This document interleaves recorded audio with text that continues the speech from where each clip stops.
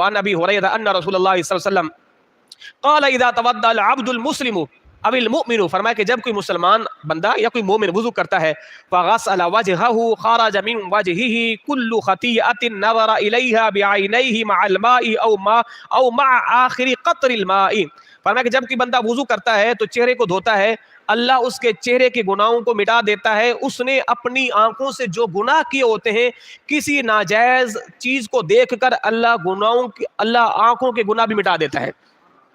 پھر آگے فرمایا فَإِذَا غَسَلَ يَدَيْهِ خرج كل خطيئة كان بطشتها يداه مع الماء او مع آخر قطر الماء، فرمایا کہ جب بندہ ہاتھ دھوتا ہے تو اس نے اپنے ہاتھوں سے جن چیزوں کو پکڑا ہوتا ہے اللہ اس وضو کی برکت سے ان ہاتھوں کے گناہوں کو بھی دھو ڈالتا ہے۔ فَإِذَا غَسَلَ رِجْلَيْهِ خرجت كل خطيئة مشتها رجلاه مع الماء او مع آخر قطر الماء، فرمایا کہ جب بندہ پاؤں دھوتا ہے تو اللہ پاؤں کے آخری قطرے کے ساتھ اس کے پاؤں کے گناہوں کو بھی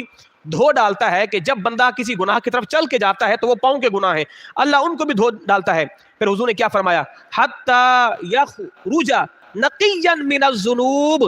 وضو کرنے کے ساتھ ساتھ بندہ گناہوں سے پاک اور صاف ہو جاتا ہے، کے اندر چہرے کے گناہ دھل گئے، ہاتھوں کے گناہ دھل گئے، آنکھوں کے گناہ دھل گئے، پاؤں کے گناہ دھل گئے، سر کے گناہ دھل گئے، اللہ اکبر، ناک کے گناہ دھل گئے، منہ کے گناہ دھل گئے، تو سارے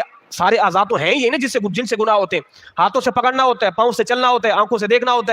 ہے تو اصل اعضاء تو سارے یہی، جب ان اعضاؤں کے گناہ دھل گئے تو پھر باقی رہتا ہی کیا ہے، اللہ اکبر۔ تو فرمایا کہ اللہ وضو کے دوران ہی بندے کے سارے گناہوں کو معاف فرما دے گا۔ اللہ تبارک و تعالی ہمیں صحیح سے وضو کرنے کی توفیق عطا فرمائے۔ اللہ